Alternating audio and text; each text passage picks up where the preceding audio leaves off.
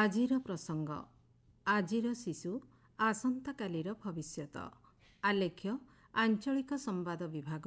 ଉପସ୍ଥାପନାରେ ମୁଁ ନୀନା ସାହୁ।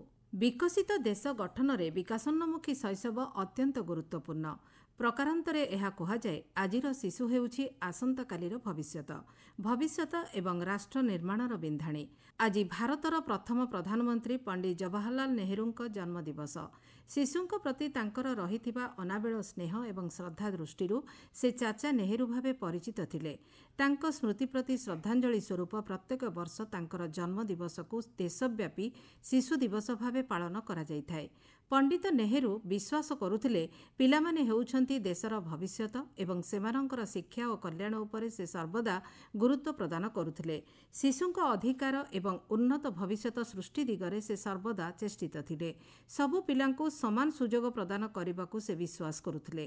ଶିଶୁଙ୍କ ଅଧିକାର ସମ୍ପର୍କରେ ସଚେତନତା ସୃଷ୍ଟି କରିବା ଏବଂ ସେମାନଙ୍କର ଶିକ୍ଷା, ସ୍ୱାସ୍ଥ୍ୟ ତଥା ତାଙ୍କର ଶୈଶବକୁ ବଞ୍ଚାଇ ରଖିବାକୁ ପ୍ରୋତ୍ସାହନ ପ୍ରଦାନ କରିବା ଏହି ଦିବସ ପାଳନର ଅନ୍ୟତମ ଲକ୍ଷ୍ୟ। ଦେଶର ପ୍ରଗତି ପାଇଁ ଶିଶୁଙ୍କ ଶିକ୍ଷା ଏବଂ ସେମାନଙ୍କର ସମସ୍ତ ପ୍ରକାର ଅଧିକାର ପୂରଣ ପାଇଁ ପଦକ୍ଷେପ ଗ୍ରହଣ କରିବା ଜରୁରୀ।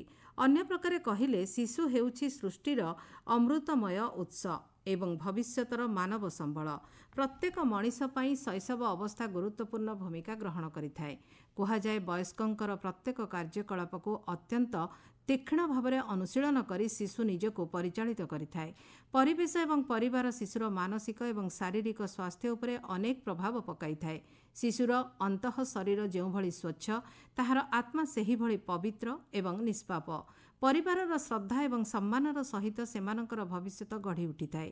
ଶିଶୁର ଚିନ୍ତା, ରୁଚି, ଚେତନା ଏବଂ ଆଗ୍ରହ ଥିବା ସ୍ୱତନ୍ତ୍ର ଯୋଜନାଗୁଡ଼ିକର ସଫଳ ରୂପାୟନ ଦ୍ୱାରା ହିଁ ସେମାନଙ୍କୁ ଭବିଷ୍ୟତର ବିକଶିତ ବ୍ୟକ୍ତି ଭାବରେ ଗଢ଼ି ତୋଳିଥାଏ। ଶିଶୁ ପାଖରେ ଥିବା ମୌଳିକ ଚେତନାର ଉନ୍ମୋଚନ ଏବଂ ତା'ର ବିକାଶ ଦିଗରେ ପ୍ରୟାସ କରିବାର ଆବଶ୍ୟକତା ରହିଛି।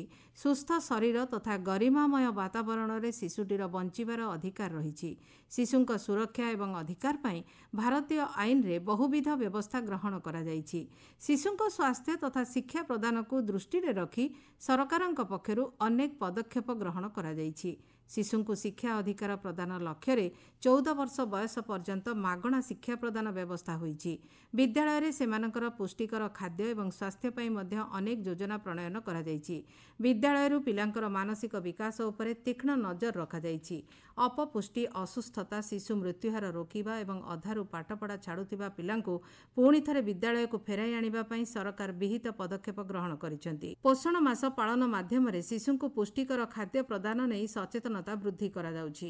ସମନ୍ୱିତ ଶିଶୁ ସୁରକ୍ଷା ଯୋଜନା ମାଧ୍ୟମରେ ତୃଣମୂଳ ସ୍ତରରୁ ଶିଶୁର ଯତ୍ନ ଏବଂ ସୁରକ୍ଷା ନେଇ ପ୍ରୟାସ ଜାରି ରହିଛି। ଏଥିପାଇଁ ସ୍ୱତନ୍ତ୍ର ପାଣ୍ଠିର ମଧ୍ୟ ବ୍ୟବସ୍ଥା ହୋଇଛି। ଜିଲ୍ଲା ସ୍ତରରେ ଶିଶୁ ସୁରକ୍ଷା କମିଟିମାନ ଗଠନ କରାଯାଇ ଏହି ଯୋଜନାଗୁଡ଼ିକର ସଫଳ କାର୍ଯ୍ୟାନ୍ୱୟନ କରାଯାଉଛି। ଅଙ୍ଗନବାଡ଼ି ଏବଂ ଆଶାକର୍ମୀ ଘରକୁ ଘର ସର୍ଭେ କରି ଶିଶୁଙ୍କ ସ୍ୱାସ୍ଥ୍ୟ ସମ୍ପର୍କିତ ଯୋଜନାଗୁଡ଼ିକର ସଫଳ କାର୍ଯ୍ୟାନ୍ୱୟନ ନେଇ ପ୍ରୟାସ ଜାରି ରହିଛି। ଅପରାଧିକ ମାମଲାରେ ଅଭିଯୁକ୍ତ ଶିଶୁଙ୍କ ସୁରକ୍ଷା ଏବଂ ଯତ୍ନ ପାଇଁ ବହୁବିଧ ପଦକ୍ଷେପ ନିଆଯାଇଛି। ଜୁଭେନାଇଲ୍ ଜଷ୍ଟିସ୍ ବୋର୍ଡ ପ୍ରଚଳନ ସହ ସେହିସବୁ ପିଲାଙ୍କ ପାଇଁ ସୁଧାର ଗୃହର ବ୍ୟବସ୍ଥା ରହିଛି। ସେଠାରେ ପିଲାଙ୍କର ଭବିଷ୍ୟତ ଗଢ଼ିବା ପାଇଁ ବିଭିନ୍ନ କଲ୍ୟାଣକାରୀ ପଦକ୍ଷେପ ସରକାର ଗ୍ରହଣ କରିଛନ୍ତି। ଭବିଷ୍ୟତରେ ଏଭଳି କାର୍ଯ୍ୟକଳାପରୁ ସେମାନେ ଯେପରି ଦୂରେଇ ରହିବେ, ସେଥିପାଇଁ ସେମାନଙ୍କ ମାନସିକ ସ୍ତରରେ ପ୍ରସ୍ତୁତ କରାଯାଇଥାଏ। ରାଜ୍ୟ ସ୍ତରରେ ମଧ୍ୟ ଶିଶୁଙ୍କର ବୌଦ୍ଧିକ ତଥା ଶାରୀରିକ ବିକାଶ ପାଇଁ ବହୁବିଧ ପଦକ୍ଷେପ ଗ୍ରହଣ କରାଯାଉଛି। ପ୍ରତିବର୍ଷ ଶିଶୁ ଦିବସ ପାଳନ ଅବସରରେ ରାଜ୍ୟରେ ସୁରଭି କାର୍ଯ୍ୟକ୍ରମ ଆୟୋଜିତ ହୋଇଥାଏ। 3 ଦିନ ଧରି ଆୟୋଜିତ ହେଉଥିବା କାର୍ଯ୍ୟକ୍ରମ ମଧ୍ୟରେ ବିଭିନ୍ନ ବର୍ଗର ପିଲାଙ୍କ ମଧ୍ୟରେ ପ୍ରତିଯୋଗିତାମାନ ଅନୁଷ୍ଠିତ ହୋଇଥାଏ। ପ୍ରଥମେ ଜିଲ୍ଲା ସ୍ତରରୁ ଆରମ୍ଭ ହୋଇ କୃତି ପିଲାଙ୍କୁ ନେଇ ରାଜ୍ୟସ୍ତରୀୟ କାର୍ଯ୍ୟକ୍ରମ ଆୟୋଜିତ ହୋଇଥାଏ। ଶିଶୁଙ୍କୁ ସୁରକ୍ଷା ଏବଂ ତାଙ୍କର ଅଧିକାରକୁ ବଞ୍ଚାଇ ରଖିବାକୁ ହେଲେ ଆମକୁ ସଚେତନ ହେବା ସହ ସେ ଦିଗରେ କାର୍ଯ୍ୟ କରିବାକୁ ପଡ଼ିବ। ଆମେ ନିଜେ ସଚେତନ ହେବା ଦ୍ୱାରା ହିଁ ଭବିଷ୍ୟତ ପିଢ଼ିକୁ ତାଙ୍କର ନ୍ୟାଯ୍ୟ ଅଧିକାର ଏବଂ ସୁରକ୍ଷା ପ୍ରଦାନ ଦିଗରେ ପ୍ରୟାସ କରିପାରିବା।